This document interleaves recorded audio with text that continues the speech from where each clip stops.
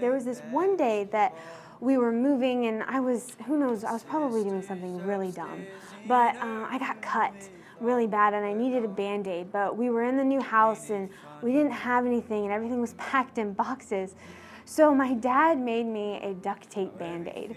And what he did was he took a strip of duct tape, he cut it up really small, and he stuck a paper towel on it. And he assured me that it was a good Band-Aid because it was Daddy's Band-Aid. And I'll never forget that because I remember being so excited to have a manly Daddy Band-Aid. And there was this dock, and we'd go fishing on it. They had this little boat we'd use, and we just played around a lot. But I always had this weird phobia of water. I don't know where it came from, but it exists, it's there. And even at a young age, I remember about maybe 2-3 years old, I was walking around by the side of the dock, and I fall down, face first, and like I just started drowning. Like I just started kicking around, like I can't breathe, what am I gonna do? Help. And I feel my dad's hand grabbing me from the back and just saying, Rob, stand up. I couldn't stand up. He said, Rob, stand up. I still didn't stand up. So he just lifts me, and I end up standing in like ankle deep water. Like it wasn't even above my head, wasn't even high. I was just a weird, dumb little boy. I thought I was drowning, but I really wasn't. I just had to stand up. That's my story. Pop saved me. Thank you, Dad. So one of my favorite memories with my dad growing up was one Saturday that he took off work and decided to build me a tree fort. And it was literally a piece of plywood with a rope around one limb.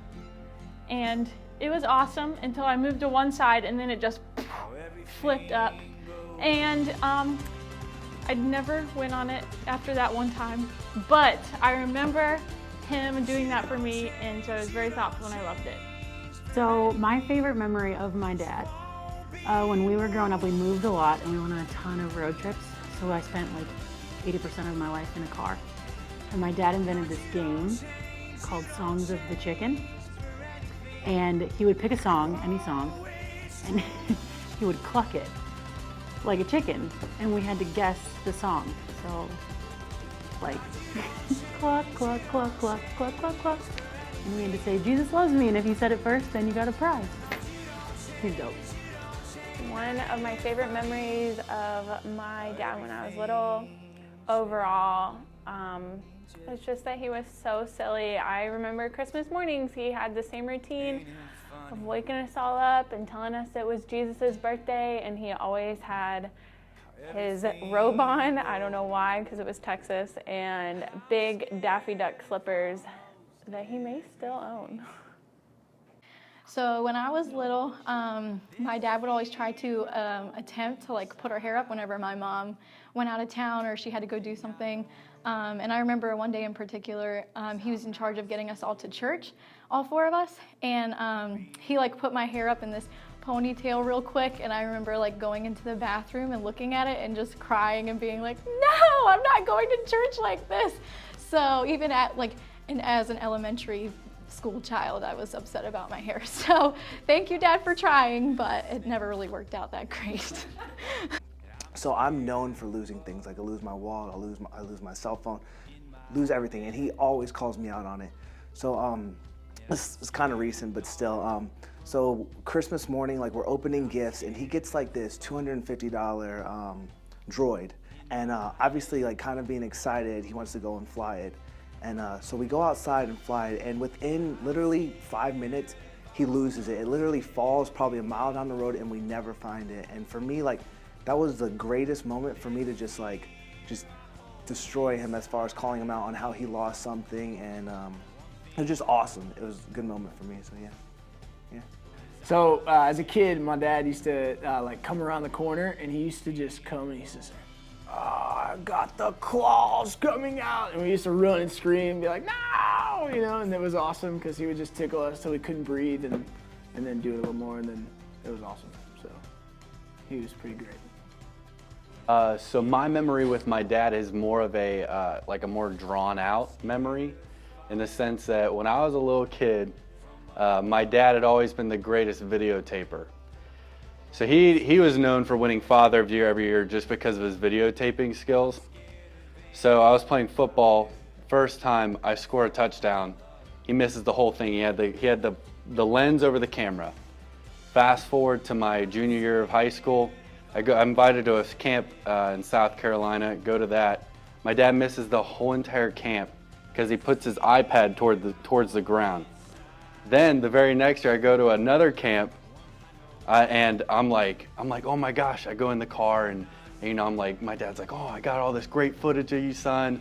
I'm like, yes, I'm so excited to see. I look at it, the whole time it's my dad screaming, cheering, but yet the camera's on his feet. Hey Dad, one of our favorite things that you used to do with us is that whenever you would travel on business trips, you would write us a postcard, and on the front would be a picture of the place that you went, and on the back would be a note. And each of these notes would hit on just whatever was happening in our lives in that season. So whether we were going on a field trip, or whether we were fighting with Mom, or hated each other, or were bullying Christopher, whatever it was, you would just hit on that and just really be present in that time. And so what I really loved about that is that at the bottom of each note, you would write an I love you more than. And the I love you more than should have to be something that you really loved in that moment, whether it was I love you more than turtle chocolates, or Captain Crunch, or Crocs, or fishing. Where are you going? You managed to stay present in a time that was full of chaos, travel, and work. You showed us that love was a choice, and you always chose us even when it wasn't convenient for you and even when it was super hard. So now that I'm older, no longer little Robbie, I am big Robbie. It's turned into less of a father-son relationship into more of a best friend relationship. We go on hunting trips together, we run the store together, we watch games together, and it's able to have cool conversations where we start to get deep with each other, not just surface level, you know, how's your day been, but really just getting how are our hearts doing, and what do we struggle with. And it's been neat to kind of get on that level with him. And back in the past, I never would have thought that would ever happen. But, you know, definitely blessed to have him in my life, and I am who I am today because of him. So thanks, Pops. Love you. So one thing that I love about my dad now is that we work together. I'm basically employee of the month every month. Every morning we wake up at the same time and we drink coffee in our red chairs, and that is some of my most sacred moments just because I get to spend it with him and we get to talk about Jesus and what he's doing in our lives. And that's where I taught him how to use I statements. And so we just get to talk about each other and Jesus, and it's just a really special moment between us. My father and I have for years gone to Busch Gardens, and that has always been something that he and I and my best friend we used to do, and it was us as a group hanging out, and that has never changed. But one year there was an opportunity where my dad was fortunate enough to decide, I want to invite someone, and that someone suddenly became my future wife. And without my father, I wouldn't have the relationship with my wife that I have today. That relationship wouldn't have ever started. So I look at that and I see my father knew how to give good gifts, and he knew good things for me, and he had my best interests at heart. And I'm so thankful for my father and all that he's done and where I am today because of his thoughtfulness and desire to honor the Lord in my life. A lot of my teenage years I spent having long conversations with my dad, and him really pursuing me, and me just running away. And I think one of my best memories so far in my life with my dad was looking back on all that time on my wedding day and him being able to tell me how proud he was of me, and just proud of my husband and just who I became. And it was super sweet to connect with my dad in that day. Something that I love about my dad now, I love the fact that like we get to live life together, and he continues to pursue me every day in conversations about who Jesus is and just like how I'm doing in life. Like he shows me he loves me every single day, even if it's him being in another state. He still calls me just to see how my day went, and he's just an awesome person. I love my dad because he was always so encouraging to me.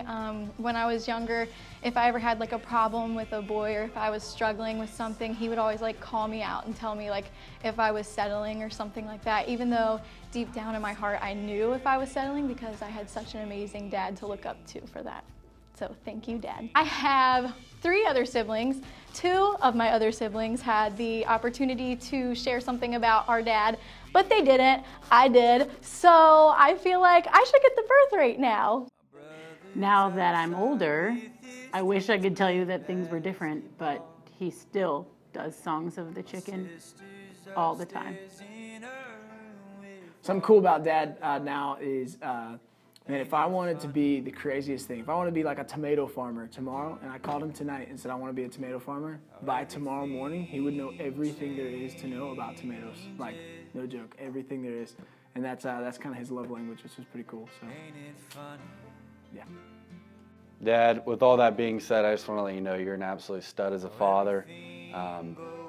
You know, just from everything that you've taught me along the way, you've just really molded me into the man I am right now. Just really teaching me very valuable lessons about what being a man is and how to be a good husband to my future wife, and you know, just really like important things that I don't see as important right now, but that you've really instilled into me as growing up to be a man after God's own heart. So thank you so much, Dad. I really appreciate you for who you are. Thank you. We are forever grateful for your choice to love us. We love you to the moon and back. Happy Father's Day. Ain't it funny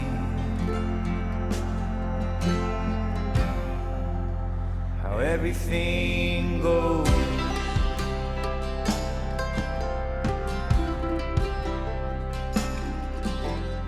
Mother and my father, they're at home alone,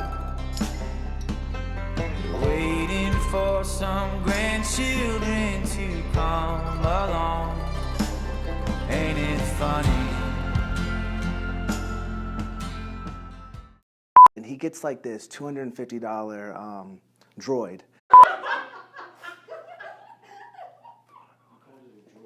It's a drone. A drone. Can you? I don't fix it. We gotta restart it now, please. Just put translation drone on the bottom. Dude, don't do that.